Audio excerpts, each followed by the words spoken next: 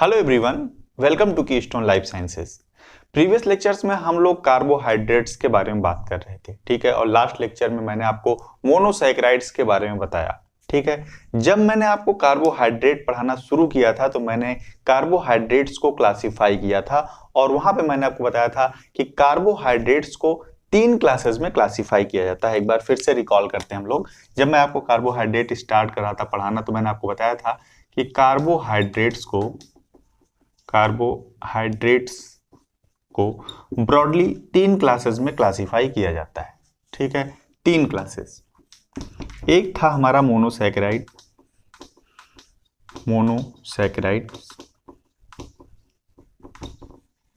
ठीक। सेकंड पे मैंने आपको बताया था ऑलिगोसैकेराइड्स,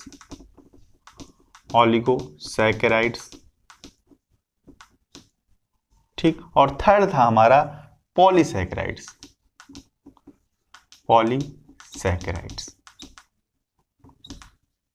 ठीक है। पॉलीसैकेराइड्स। मैंने आपको मोनोसैकेराइड्स के बारे में पिछले कुछ लेक्चर्स में बताया और वहां पे मैंने आपको सारी ब्रीफिंग की मोनोसैकेराइड्स के बारे में। मैंने आपको बताया कि ये सबसे सिंपल कार्बोहाइड्रेट होते हैं और सिंगल शुगर यूनिट के बने होते हैं। मतलब कोई एक शुगर यूनिट हो, जैसे कि ग्लूकोज, फ्रक्टोज, हमारा गैलेक्टोज, ये सारे हमारे मोनोसैकेराइड्स में आते हैं। ये क्या है? सिंपल शुगर्स हैं, सिंपल शुगर्स। और ये सिंपल शुगर्स बहुत सारी कॉम्प्लेक्स शुगर्स बनाती हैं, ठीक है। और ऑलिगोसैकेराइड्स और मोनोसैकेराइड्स बनाने का काम भी करती हैं, ठीक है। जब ये सिंपल शुगर्स आपस में जुड़ने लगती हैं, ठीक है, क्या होता है जब ये सिंपल शुगर्स आपस में कंबाइन होने लगती हैं या जुड़ने लगती हैं तो उस समय ये हमारे ऑलिगोसैकेराइड्स या मोनोसैकेराइड्स, ऑलिगोसैकेराइड्स या फिर पॉलीसैकेराइड्स का फॉर्मेशन होता है, ठीक है। तो मोनोसैकेराइड्स के बारे में हम लोगों ने पिछले लास्ट कुछ लेक्चर्स में डिस्कस कर लिया है। काफी चीजें मैंने आपको बताई, इनके स्ट्रक्चर के बारे में बताया, इनके क्लासिफिकेशन के बारे में बताया, इनसे डिराइव्ड होने वाले जो अदर मॉलिक्यूल्स हैं उनके बारे में बताया। और वो सारी चीजें बहुत इंपॉर्टेंट हैं, ठीक है। तो उन सारे लेक्चर्स को आप लोग देखिए और उसे समझने की कोशिश कीजिए, ठीक है। इस लेक्चर में हम लोग बात करेंगे ऑलिगोसैकेराइड्स की, ठीक है। तो मोनोसैकेराइड्स हम लोग देख चुके हैं क्या होते हैं। ऑलिगोसैकेराइड्स के बारे में आज हम लोग डिस्कस करेंगे कि ऑलिगोसैकेराइड्स बेसिकली होते क्या हैं, कैसे बनते हैं। कुछ एग्जांपल्स के साथ हम लोग इसको समझने की कोशिश करेंगे, ठीक है। तो सबसे पहली बात तो ऑलिगोसैकेराइड्स होते क्या हैं, ठीक। मोनोसैकेराइड में मैंने आपको बताया सिंगल शुगर यूनिट होती है, ठीक है। ऑलिगोसैकेराइड्स में क्या होता है, they are made up of 2 और मोर मोनोसैकेराइड यूनिट्स,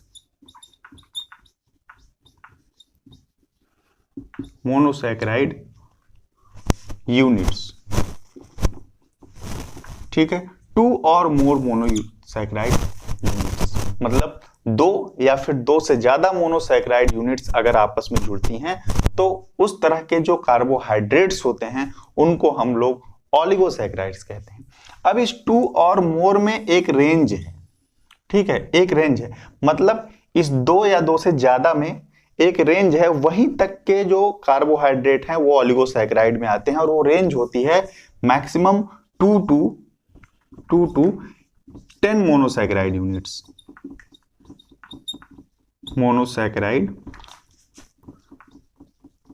यूनिट्स, ठीक है।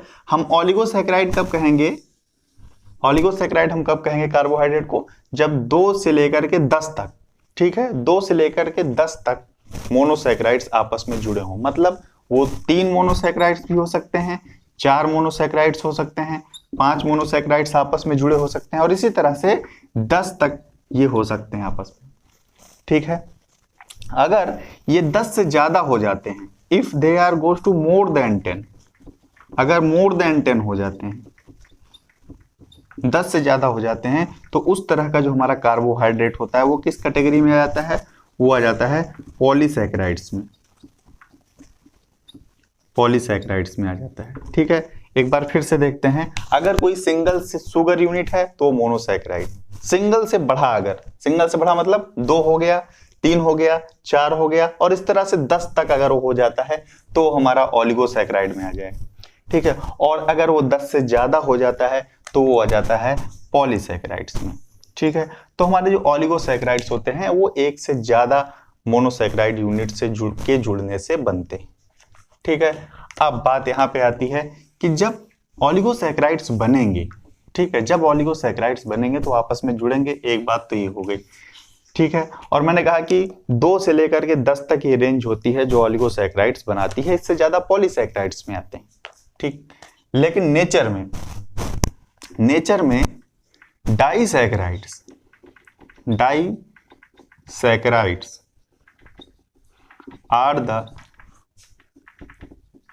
are the more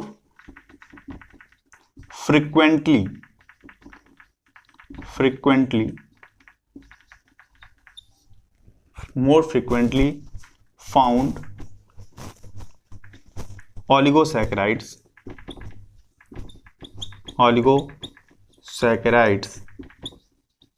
in the living system,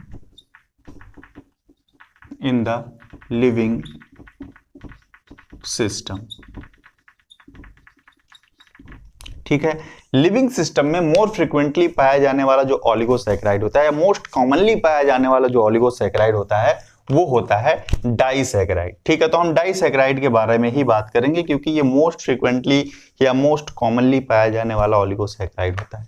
ठीक, तो अब ये डाइसैकेराइड्स होते क्या हैं, ये बनते कैसे हैं। ठीक है, डाइसैकेराइड हो, ठीक है, ओलिगोसैकेराइड हो या फिर पॉलीसैकेराइड हो, ठीक, यहां पे एक चीज तो पक्का है कि एक से ज्यादा जो मोनोसैकेराइड यूनिट होती हैं वो आपस में जुड़ती हैं। ठीक है, तो सबसे पहली बात तो हमें ये समझनी पड़ेगी कि जब 2 शुगर यूनिट जुड़ती हैं या 2 मोनोसैकेराइड यूनिट जुड़ती हैं तो जुड़ती कैसे। ठीक, तो हम लोग अगर डाइसैकेराइड के केस में देखें तो डाइसैकेराइड्स बेसिकली क्या होते हैं, डाइसैकेराइड्स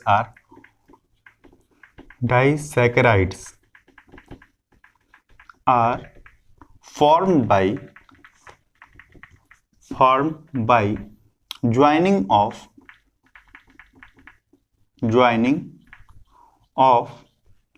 2 मोनोसैकेराइड, इसीलिए इसको डाइसैकेराइड का, डाई मतलब 2, सैकेराइड मतलब कार्बोहाइड्रेट यूनिट्स। ठीक है, 2 monosaccharide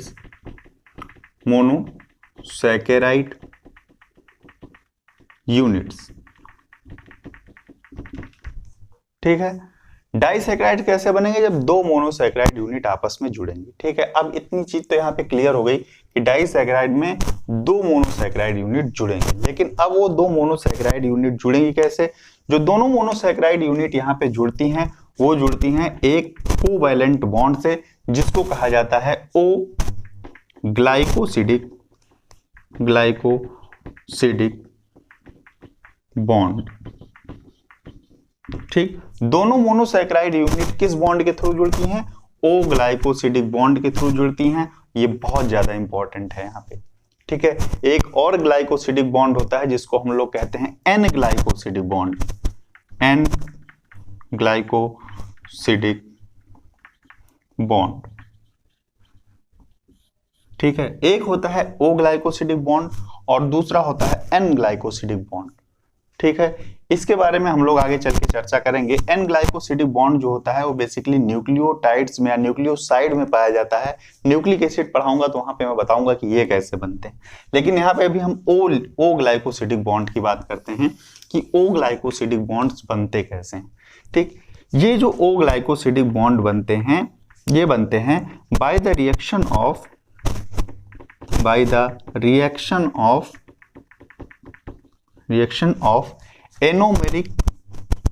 anomeric carbon of one monosaccharide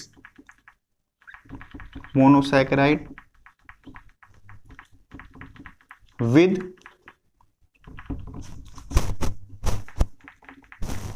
oxygen of an alcohol। ठीक, ग्लाइकोसिडिक बॉन्ड कब बनेगा, ओ ग्लाइकोसिडिक बॉन्ड तब बनेगा जब किसी मोनोसैकेराइड का एनोमेरिक कार्बन, क्या एनोमेरिक कार्बन किसी एल्कोहल के ऑक्सीजन, अब एल्कोहल में आप लोग जानते हैं OH ग्रुप होता है।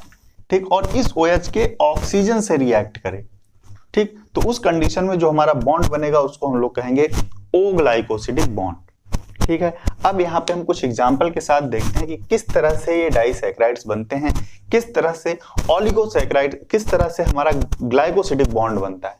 ठीक है, तो कुछ एग्जाम्पल्स हम लोग लेते हैं डाइसैकेराइड्स के, और जो एग्जाम्पल मैं यहाँ पे बताऊंगा ये बहुत इंपॉर्टेंट है, इनकी मोनोमेरिक यूनिट और ये किस तरह के ग्लाइकोसिडिक बॉन्ड से जुड़े होते हैं, ये क्वेश्चन एग्जाम में बहुत फ्रिक्वेंटली पूछे जाते रहे हैं।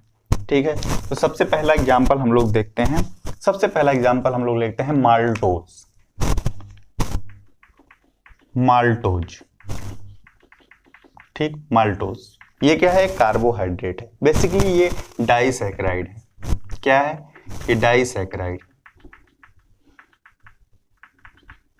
ठीक है, और ये डाइसैकेराइड है तो इसका मतलब है कि इसमें दो शुगर यूनिट जुड़े होंगे। ठीक है, और वो दोनों जो शुगर यूनिट होते हैं वो ग्लूकोज होता है।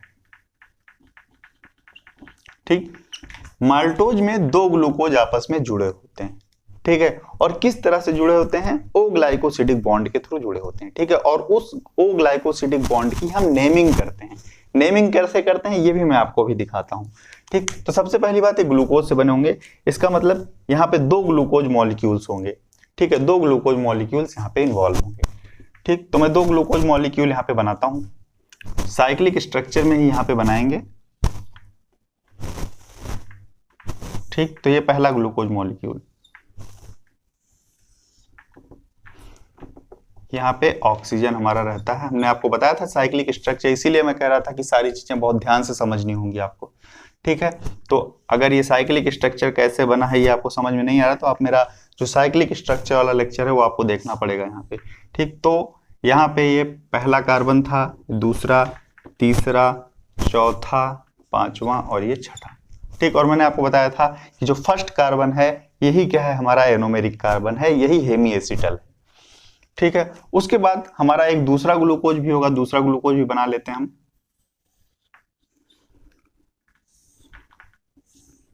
ठीक, सेकंड ग्लूकोज। ठीक है,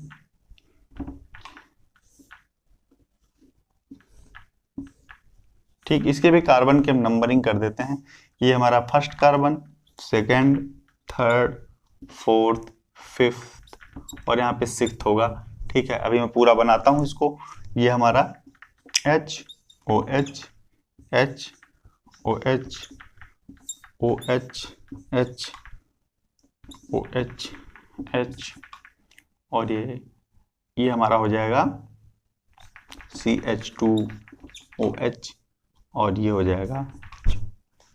ठीक है, तो ये हमारा पूरा क्या है, ये हमारा एक ग्लूकोज हो गया और इसी तरह से ये हमारा दूसरा glucose HOH HOH OH H और ये सिक्स्थ कार्बन।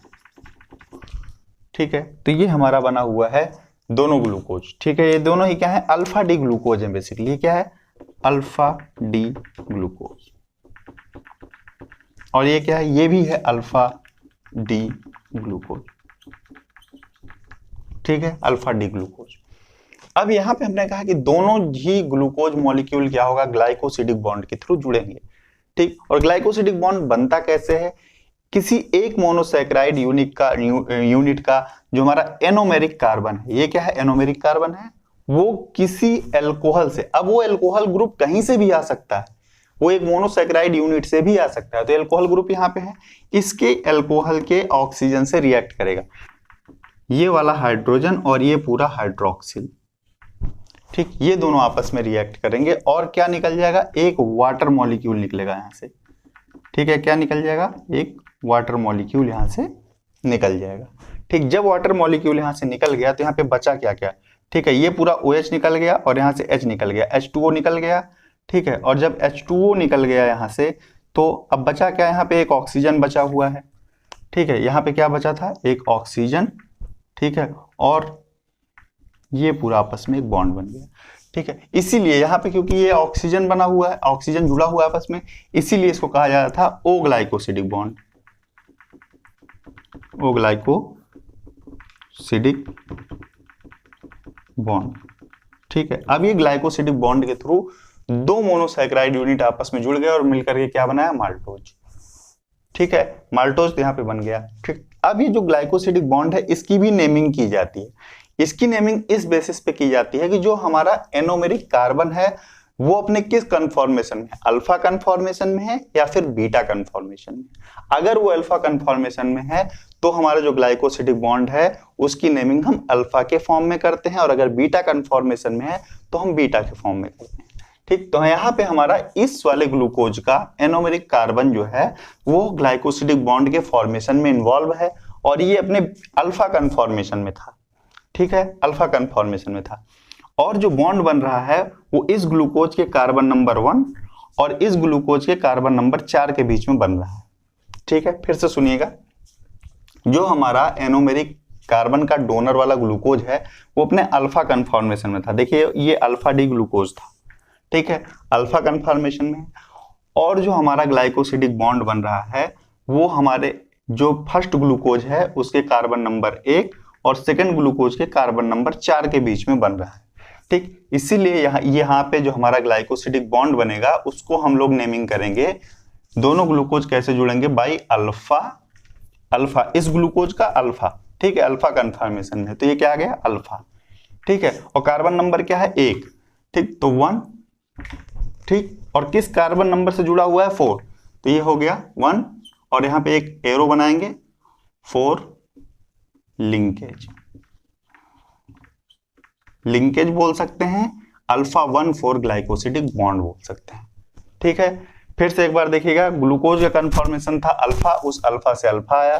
ठीक, कार्बन नंबर 1 और 4 के बीच में ग्लाइकोसिडिक बॉन्ड बना है, इसलिए हमने लिखा अल्फा 1 4 लिंकेज। ठीक है, तो माल्टोज हमारा एक डाइसैकेराइड है जो कि ग्लूकोज, जिसमें 2 ग्लूकोज यूनिट होती हैं और दोनों ग्लूकोज यूनिट अल्फा 1 4 लिंकेज के थ्रू जुड़ी होती हैं। ठीक है, ये तो एक एग्जाम्पल हो गया। दूसरा एग्जाम्पल हम लोग लेते हैं फ्रक्टोज। और अब यहाँ पे जो माल्टोज है ये बेसिकली एक डाइमर होता है जो कि बेसिकली डिराइव्ड होता है कहाँ से, ग्लाइकोजन या फिर स्टार्च से। जब ग्लाइकोजन और स्टार्च टूटने शुरू होते हैं तो ये तो पॉलीमर्स होते हैं। पॉलीमर्स पहले क्या होगा, छोटे छोटे टुकड़ों में टूटेगा तो बेसिकली डाइमर्स बनेंगे, ट्राइमर्स बनेंगे। तो ये जो डाइमर आता है बेसिकली ग्लाइकोजन और स्टार्च के टूटने से आता है। ठीक है, अब दूसरा जो एग्जाम्पल है वो है लैक्टोज। चलिए लैक्टोज का एग्जाम्पल देखते हैं। लैक्टोज भी क्या है, एक डाइसैकेराइड है। ठीक है, लैक्टोज क्या है, डाइसैकेराइड। ठीक, लैक्टोज एक डाइसैकेराइड है। बना कैसे होगा, यहां पे जो दोनों शुगर यूनिट होंगी, एक होता है beta D galactose, beta D galactose, beta D galactose plus alpha D, या आप कहें तो ग्लूकोज। ये अल्फा डी ग्लूकोज होता है बेसिकली। ठीक है, तो बीटा डी गैलेक्टोज और ग्लूकोज से मिलकर के ये बना होता है। ठीक है, तो किस तरह से बना होता है, डाइसैकेराइड है, बीटा डी गैलेक्टोज चाहिए और आपको ग्लूकोज चाहिए, तो पहले दोनों हम बना लेते हैं। ठीक है, अब यहां पे ये हमारा सबसे पहले मैं बना रहा हूं गैलेक्टोज। ठीक, और आपको पता है गैलेक्टोज जो होता है वो कार्बन नंबर 4 पे इपीमर होता है ग्लूकोज का। इसका मतलब ग्लूकोज और गैलेक्टोज के जो स्ट्रक्चर में डिफरेंस होगा वो सिर्फ कार्बन नंबर 4 पे होगा। ये चीज मैंने आपको बताया हुआ है। तो इसको हम सबसे पहले ड्रॉ कर लेते हैं, क्योंकि बीटा कन्फॉर्मेशन में है तो इसका OH ऊपर की तरफ होगा, आपको पता होना चाहिए, मैंने आपको बताया भी है। ये H हो गया।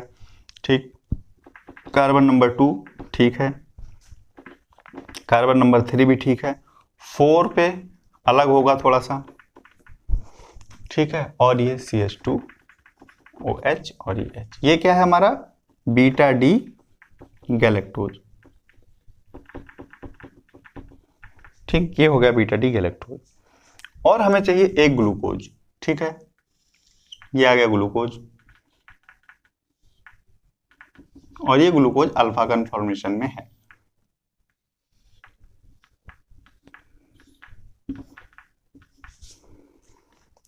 ठीक, ये हमारा आ गया ग्लूकोज।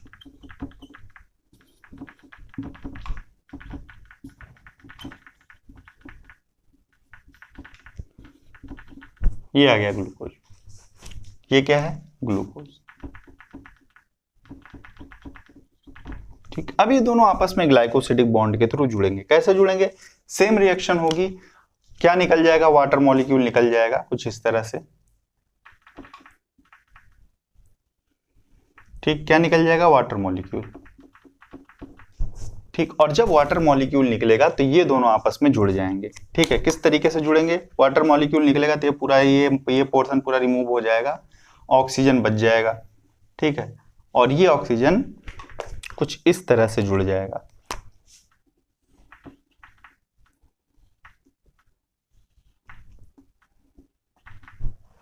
ठीक है, कुछ इस तरीके से ये ऑक्सीजन कुछ इस तरीके से ये ऑक्सीजन हमारा आकर के जुड़ जाएगा। ठीक है, तो ये हमारा लैक्टोज का स्ट्रक्चर है। अब यहाँ पे आप देखिए, लैक्टोज में हमारा क्या है? बीटा डी गैलेक्टोज है और ग्लूकोज है। ठीक है, तो अब इसके ग्लाइकोसिडिक बॉन्ड की हम नेमिंग करेंगे। ठीक है, तो नेमिंग के लिए मैंने सबसे पहले आपको बताया था कि जो हमारी फर्स्ट शुगर है जो एनोमेरिक कार्बन डोनेट कर रही है वो किस कन्फॉर्मेशन में है, सबसे पहले हमें ये देखना पड़ेगा। तो बीटा कन्फॉर्मेशन में, क्योंकि ये इसका कार्बन नंबर 1 है और यही इसका एनोमेरिक कार्बन है। मैंने आपको बताया था कार्बन नंबर 1 ही होता है जो ग्लूकोज गैलेक्टोज इन सब में एनोमेरिक कार्बन बनाता है। ठीक है, तो ये एनोमेरिक कार्बन है हमारा, हेमी एसिटल यहाँ से बन रहा है, ये हमारा बीटा कन्फॉर्मेशन है। इसका मतलब जब हम नेमिंग शुरू करेंगे सबसे पहले हम लिख लेंगे बीटा। ठीक है, और किन किन कार्बन नंबर के बीच में हमारी बॉन्डिंग हो रही है? तो 1 और 4। ठीक है, तो हो जाएगा ये बीटा 1 4 लिंकेज, बीटा 1 4 लिंकेज। ठीक है, या बीटा 1 4 ग्लाइकोसिडिक बॉन्ड के थ्रू ग्लूकोज गैलेक्टोज और ग्लूकोज जुड़ते हैं और वो बनाते हैं लैक्टोज, और लैक्टोज क्या है? एक डाइसैकेराइड है। ठीक है, ठीक है, तो ये एक और एग्जांपल हो गया हमारा डाइसैकेराइड का। ठीक है, एक तीसरा एग्जांपल हम लोग देखते हैं। ठीक है, तो तीसरा एग्जांपल हम लोग देखते हैं। तीसरे एग्जांपल पे हमारा आता है सुक्रोज। ठीक है, और सुक्रोज जो होता है ये बेसिकली प्लांट प्रोडक्ट होता है, फोटोसिंथेसिस के दौरान सिंथेसाइज होता है। ये है क्या?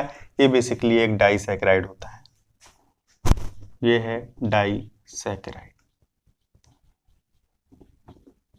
ठीक है, ये डाइसैकेराइड होता है और बहुत इंपॉर्टेंट शुगर है। मैं आपको बताऊंगा फोटो एसिमिलेट्स का जब ट्रांसलोकेशन में आपको पढ़ाऊंगा वहां पे बहुत इंपॉर्टेंट रोल प्ले करती है। ठीक है, तो सुक्रोज क्या है? डाइसैकेराइड। और ये डाइसैकेराइड है किन किन चीजों का? ठीक है, ये डाइसैकेराइड होता है बेसिकली ग्लूकोज और फ्रक्टोज का। ग्लूकोज और फ्रक्टोज आपस में जुड़ते हैं। ठीक है, किस तरीके से जुड़ते हैं थोड़ा इसकी बात हम लोग करते हैं। ठीक, डाइसैकेराइड्स का तीसरा एग्जांपल हम लोग लेते हैं। थर्ड नंबर पे हम लोग देखेंगे सुक्रोज। सुक्रोज एक फोटोसिंथेटिक प्रोडक्ट होता है, इसके बारे में हम लोग आगे बात करेंगे। ठीक है, सुक्रोज जो होता है ये बेसिकली क्या है? ये एक डाइसैकेराइड है। ठीक, और इसकी मोनोमेरिक यूनिट जो होती हैं वो होती है alpha D glucose and beta D fructose. Glucose और फ्रक्टोज से मिलकर के ये बना होता है। ठीक है, तो मतलब ग्लूकोज और फ्रक्टोज आपस में जुड़ेंगे। किस तरह से जुड़ेंगे? सबसे पहले मैं एक अल्फा डी ग्लूकोज बना लूंगा यहाँ पे। ठीक है, अल्फा डी ग्लूकोज, ये है अल्फा डी ग्लूकोज। ठीक, अभी अल्फा कन्फॉर्मेशन में है तो हमारा यहाँ पे H हो जाएगा, यहाँ OH, ये H OH, ये OH, ये H और ये H CH2OH HOH, ये क्या है? Alpha D glucose. ठीक है, ये हो गया अल्फा डी ग्लूकोज। ठीक, और एक और शुगर हमें चाहिए जो कि हमारा क्या है? हमारा फ्रक्टोज है। फ्रक्टोज किस कन्फॉर्मेशन में होगा? बीटा कन्फॉर्मेशन में होगा। ठीक है, फ्रक्टोज हमारा बीटा कन्फॉर्मेशन में होगा। तो फ्रक्टोज जो हम यहाँ पे लेंगे ये बेसिकली फ्यूरानोज फॉर्म में होगा। ठीक है, एक फ्यूरानोज फॉर्म में हम फ्रक्टोज ले लिया, ये फ्रक्टोज बना दिया मैंने। ठीक है, बीटा कन्फॉर्मेशन में इसका मतलब इसका OH ऊपर की तरफ होगा। ठीक है, इसका OH ऊपर CH2OH, ये कार्बन नंबर 1, ये कार्बन नंबर 2। मैंने आपको बताया था कि जो फ्रक्टोज होता है उसका कार्बन नंबर 2 क्या बनाता है? वो हमारा कार्बन नंबर 2 क्या बना लेता है, वो एनोमेरिक कार्बन बनाता है। ठीक है, बीटा डी फ्रक्टोज बन गया हमारा। ठीक, ये हो गया कार्बन नंबर 3। ठीक है, कार्बन नंबर 3। ठीक, कार्बन नंबर 3 पे क्या है, कार्बन नंबर 3 पे थोड़ा सा चेंज रहता है, वो एच ऊपर, ये एच, वो एच, ठीक, एच, और ये सी, H2OH। ठीक है, तो ये हमारा पूरा क्या बना हुआ है, ये हमारा बन गया बीटा डी फ्रक्टोज। ठीक, अल्फा डी ग्लूकोज और बीटा डी फ्रक्टोज। ठीक है, ये हमारा एनोमेरिक कार्बन है और ये हमारा एनोमेरिक कार्बन है। दोनों ही एनोमेरिक कार्बन यहाँ पे बॉन्डिंग में इन्वॉल्व होंगे। ठीक है, जब हमारा सुक्रोज बनेगा तो दोनों ही एनोमेरिक कार्बन, जो दोनों मोनोसैकेराइड्स के एनोमेरिक कार्बन है, वो हमारे ग्लाइकोसिडिक बॉन्ड के फॉर्मेशन में इन्वॉल्व हो जाएंगे, क्योंकि यहाँ पे दूसरा वाला है ये भी इन्वॉल्व हो रहा है और पहला इसका ये भी इन्वॉल्व हो रहा है। ठीक, तो सिमिलर रिएक्शन होगी। ठीक, सिमिलर रिएक्शन में क्या होगा, ये पूरा ये वाटर निकल जाएगा। ठीक है, क्या निकल गया, वाटर मॉलिक्यूल निकल गया, और ये दोनों शुगर यूनिट्स आपस में जुड़ जाएंगी। ठीक है, अब जब ये शुगर यूनिट्स आपस में जुड़ेंगी तो कुछ इस तरीके का स्ट्रक्चर बन जाएगा। ठीक है, मैं पूरा नहीं बनाऊंगा, सिर्फ आपको दिखाने के लिए। तो ये O हो जाएगा, O ग्लाइकोसिडिक बॉन्ड बनना है। ठीक है, तो कुछ इस तरह से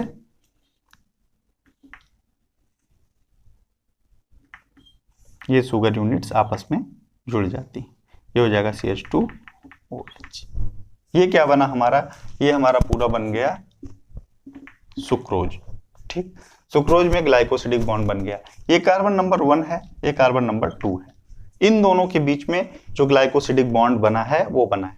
ठीक है, अब इसकी नेमिंग कैसे करेंगे, क्योंकि ग्लूकोज हमारा अल्फा कन्फॉर्मेशन में था। ठीक है, ये हमारा अल्फा कन्फॉर्मेशन में है, फ्रक्टोज हमारा बीटा कन्फॉर्मेशन में है, और दोनों ही जो एनोमेरिक कार्बन हैं ये ग्लाइकोसिडिक बॉन्ड के फॉर्मेशन में इन्वॉल्व है। इसका मतलब जब हम यहाँ पे नेमिंग करेंगे तो अल्फा और बीटा दोनों ही ग्लाइकोसिडिक बॉन्ड के नाम में आएगा। ठीक है, तो सिंपल है, हमारा ग्लूकोज क्या है, ये है अल्फा 1। ठीक है, अल्फा 1, और फ्रक्टोज किस फॉर्मेशन में है, वो हमारा फॉर्म में है, बीटा के फॉर्म में है, और दूसरा कार्बन इन्वॉल्व है तो 2 बीटा। ठीक है, और क्योंकि दोनों ही एनोमेरिक कार्बन यहाँ पे बॉन्ड के फॉर्मेशन में इन्वॉल्व हैं, इसीलिए यहाँ पे जो एरो बनी है और डबल हेडेड बनी है। इसका मतलब यहाँ पे फ्रक्टोज भी ऊपर हो सकता है और ग्लूकोज भी पहली शुगर हो सकती है। ठीक है, मतलब फर्स्ट पे ग्लूकोज भी हो सकता है और हो सकता है सेकंड में फ्रक्टोज हो। ठीक, या फिर कहीं कहीं पे आपको ऐसा देखने को मिल सकता है कि फ्रक्टोज हमारा फर्स्ट पे हो और ग्लूकोज हमारा सेकंड पे हो, इसीलिए यहाँ पे डबल हेडेड बनाई गई है एरो, इसीलिए यहाँ पे हमने डबल हेडेड एरो बनाया है। ये कुछ इस तरह से भी लिखा जा सकता है, बीटा 2 1 अल्फा। ये दोनों ही बॉन्ड के फॉर्मेशन होते हैं जब सुक्रोज का फॉर्मेशन होता है तब। ठीक है, ये तो हमारी थर्ड शुगर थी। ठीक, जिसको मैंने आपको बना के दिखाया। ठीक, कुछ और शुगर मॉलिक्यूल्स हैं जो कि डाइसैकेराइड्स के अच्छे एग्जाम्पल हैं और ये एग्जाम में पूछे जाते हैं और इंपॉर्टेंट रोल भी प्ले करते हैं, तो उनको मैं आपको बना के नहीं दिखाऊंगा, मैं सिर्फ आपको उनका नाम और उन किस लिंकेज के थ्रू जुड़े होते हैं, उनकी मोनोसैकेराइड यूनिट क्या होती है मैं आपको बता देता हूं। जैसे कि ट्रेहलोज,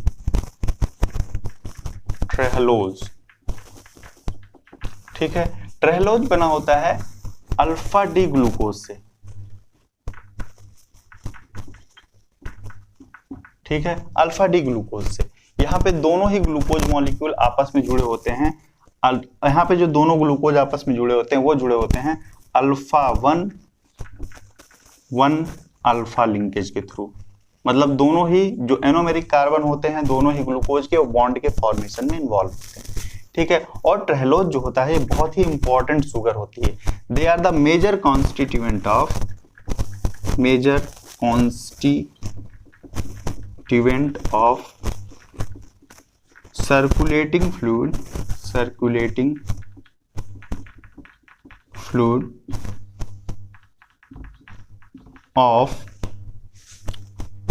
circulating fluid of insects। ठीक, इसको हम लोग हीमोलिम्फ भी बोलते हैं, हीमोलिम्फ। इंसेक्ट्स की हीमोलिम्फ में पाया जाता है और ये क्या होते हैं, they acts as major energy storage compound. ये बहुत इंपॉर्टेंट है, इसको आपको याद रखना है। ट्रेहलोज जो होता है वो डाइसैकेराइड होता है। डाइसैकेराइड किसका, अल्फा डी ग्लूकोज का, जुड़ा होता है अल्फा 1 अल्फा लिंकेज के थ्रू, ठीक है। And they are the major constituent of circulating fluid of the और hemolymph of the insects and serves as energy storage compound, ठीक है। इतनी चीज आपको याद रखनी है, ठीक। इसके बाद एक और डाइसैकेराइड आता है सेलुबायोज। सेलोबायोज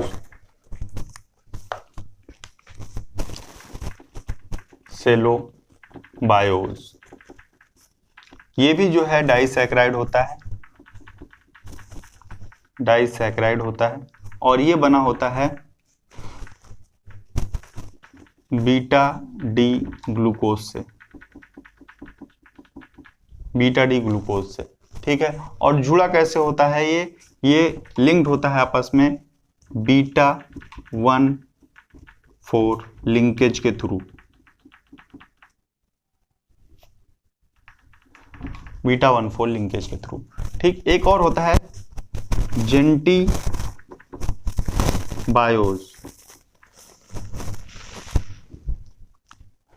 जेंटीबायोज, ठीक है। ये भी बेसिकली बना होता है ग्लूकोज से बना होता है, बेसिकली बीटा डी ग्लूकोज से बना होता है और जुड़ा होता है आपस में बीटा 1,6 लिंकेज के थ्रू, ठीक है। तो ये लिंकेज आपको याद रखने हैं और कौन सा डाइसैकेराइड किन मोनोसैकेराइड से मिलकर के बना हुआ है ये आपको याद रखना है, ठीक है। तो इतना मुझे आपको बताना था डाइसैकेराइड्स के बारे में, ठीक है। अब इसके बाद एक बहुत इंपॉर्टेंट टर्म यहाँ पे आता है reducing and non reducing sugar, ठीक है। रिड्यूसिंग शुगर क्या करती हैं, नॉन रिड्यूसिंग शुगर इनको क्यों कहते हैं, ये सारी ये बेसिक कॉन्सेप्ट्स की बात है। मैं यहाँ पे सिर्फ आपको इतना बताऊंगा कि आप किस तरह से पता लगाएंगे कि कौन सी शुगर, उनके स्ट्रक्चर को देख के कौन सी शुगर रिड्यूसिंग है और कौन सी नॉन रिड्यूसिंग है, ठीक है। तो रिड्यूसिंग और नॉन रिड्यूसिंग शुगर्स को डिटेक्ट करने के लिए बहुत ही इजी वे मैं आपको बताऊंगा, रिड्यूसिंग एंड नॉन रिड्यूसिंग